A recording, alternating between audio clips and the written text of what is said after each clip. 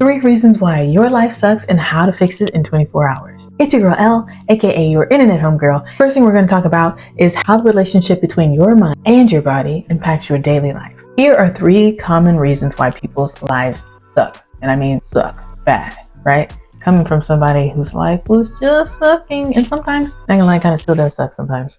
That's okay. Here's why. Number 1, lack of purpose or direction. I know you're probably thinking, well, sometimes you just don't know what you want to do yet, and you're just letting life take you, flying by the seat of your pants, and that's fine, sometimes. But no direction leads to chaos, stress, feelings of dissatisfaction, and feeling worthless. So you might feel yourself stuck in a job or stuck doing something that doesn't align with your passion because you don't have it written out.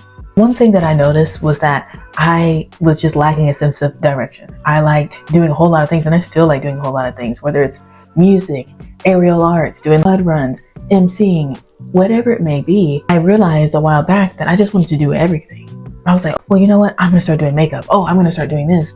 And then I realized to myself, this doesn't really align with what I want to do. Now, it's fine to have like different hobbies and things that you like to do, but having no sense of direction leads you to feeling like you're not doing anything at all because there's nothing to look at and say, check done. And one thing about the mind, in psychology, it shows us that whenever we are given a cue and we satisfy the cue, we are looking for reward. And now that reward doesn't have to be something that's monetary, doesn't have to be food, but the reward sometimes can be literally that it's just done. But if you don't have a goal written out, a vision for your life, then you won't really fully know where you are. You won't know when to celebrate or when to work a little bit harder. Number 2, negative habits and mindsets.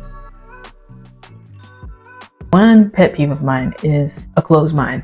And one reason why it's a pet peeve for me, not because of the people, it's a pet peeve for me because I can see how harsh and how much it affects people in a negative way, and myself included. If I tell you, hey, you can do this thing first thing in the morning. If I say, hey, you can do this thing, I believe in you. I know you have this and this laid out because you have your purpose and direction. I can say, hey, you're going to do this and this today. And, I'm proud of you for what you've already done. And I'm looking forward to seeing what you'll do.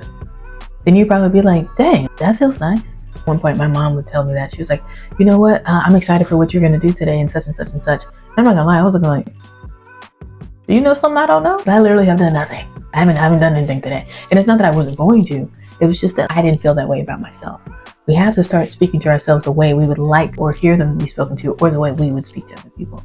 A lot of times we are 2 times nicer to other people than we are to ourselves. And I'm not saying that you should be like, oh, I'm doing great today. Let me go just get a shake every single day. What I'm saying is allow yourself room for growth and give yourself an actual opportunity to do well in the day. And number 3, unaddressed health issues. So whether it's something like mental health, whether it's ADHD, anxiety or something like that. And it's not that these things are something that's going to keep us from being great. It just is something that if it's unacknowledged, we don't know how to work with ourselves. I have ADHD myself and anxiety. So whenever I was younger, I didn't know I had ADHD or anything like that, but it would show in my work. I had great work. I would get 100s or 0s. And the reason why that was is because I didn't know how to function with my ADHD yet. And also going back to our 3 reasons why our life sucked, is number 1, I had a lack of purpose. I would do the paper and I would immediately just throw it in my backpack. It would just be at the bottom of the backpack. Paper's done, but I wouldn't turn it in. I didn't have purpose or direction in that sense. Number 2, that was a negative habit, just getting into the habit of doing the work and putting it away and not actually turning it in at the time that I could, actually giving it in. And mindset, whenever I started seeing those grades come in, I was like, oh, I was feeling lowly about myself instead of realizing maybe I need to hunker down on something. But, but don't worry about that. We can fix that. So here's how we're going to do it. We're going to do it in these 5 steps. These are the 5 ways we're going to fix our sucky lives. Number 1, identify the disconnect in your life. So number 1 would be reflecting on your daily habits. I want you to keep up with it. One thing I would say is take a list, like take a journal and walk around with it all day and write down every single thing you do. If you scratch your nose, you write it down. I'm serious. And I know it's going to be difficult. So sometimes it's best to do it for a week or so and then see if you have any patterns or something like that. And happy, you write that down. Write down when you felt happy.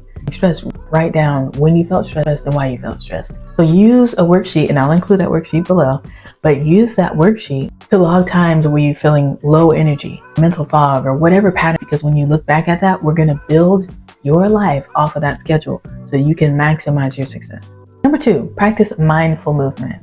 Introduce some type of physical activity. I mean, I know the whole trend now is, going, gym bod, all that stuff, whatever it may be, lock in. Seriously, lock in.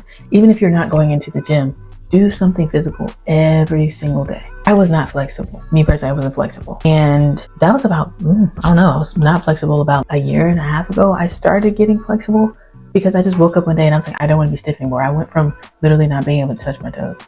And now I'm doing aerial arts or whatever it may be.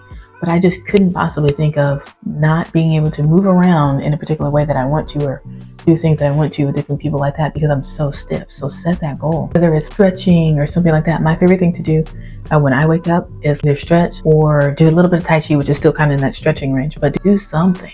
Because if you don't do something here, sometimes this is not ready. Sometimes your mind is like, I don't even know what we're going to do today. I'm just going to raw dog it. We don't need to do that. Let your body settle into itself in the morning so that whenever you're going throughout the day, your mind is in a state of calm. Be aware of different things that may happen when you're stressed. I know for one, whenever I'm stressed, my shoulders get tight. So I know I gotta stretch out, do different things like that so that I can avoid allowing my body to be in a state of trauma.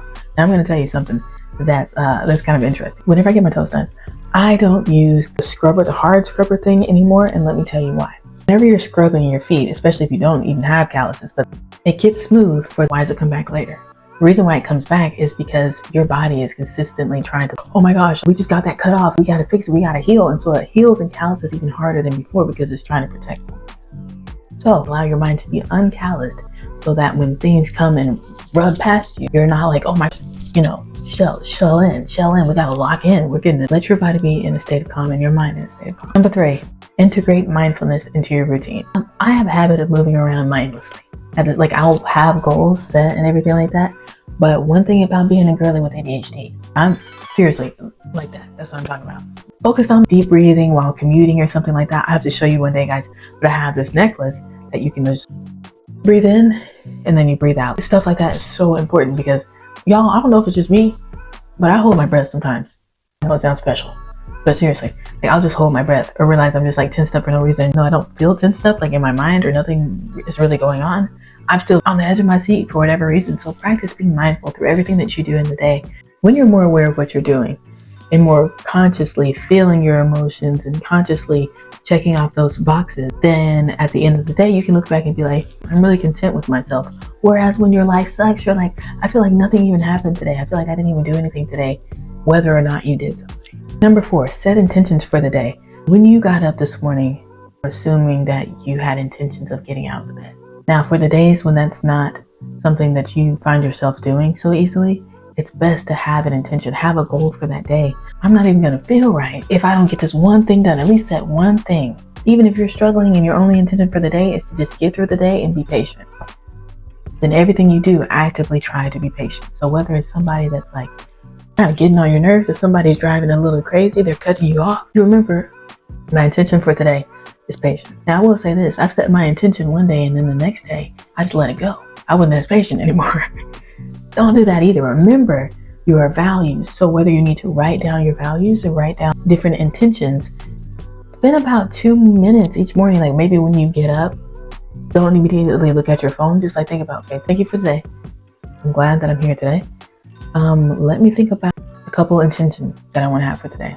And let's be careful of our language. Try, want to, gonna, going to are all things that give us an out. I'm going to. Today I will. Because today you are going to face something. You know what I mean? It doesn't have to be negative. You can face positive things. But you're going to see something in the day that you're going to have to use those intentions for. And then number 5, track your progress.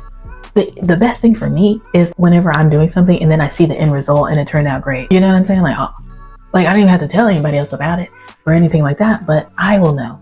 But how are you going to know if you just have to look back at receipts? I'm not going to lie. I'm not the best with keeping receipts. My mom has to keep my receipts for me. Not paper receipts, but I mean conversations and stuff like that. I tell my mom everything. So she's going to have to pull out the receipts and everything. I said, well, you know what? I don't remember why this happened or such and such and such, but this happened today. My mom's like, no, this happened because, this, and this. But see, I would know some of those things if I journaled better. So I suggest that we both journal at the end of the day, or, sometimes in the morning, but it's best to write down your thoughts at the end of the day about that day so you can remember everything. And first try this for a week and note when you felt the most productive, when you felt positive, things that made you feel negative, and just honestly think about, let me see things in my life that I would like to see change. You are the change that's going to come in your life. Nobody's coming to save you. I'm not gonna lie, I had to realize that myself. Nobody's coming to do it for you. Nobody can pick you up, be successful for you, and be like, here you go. Here's your success. You gotta do it yourself. And I assume if you're looking at a video like this, why does my life suck right now? You're already in the mindset of changing something, and that's awesome.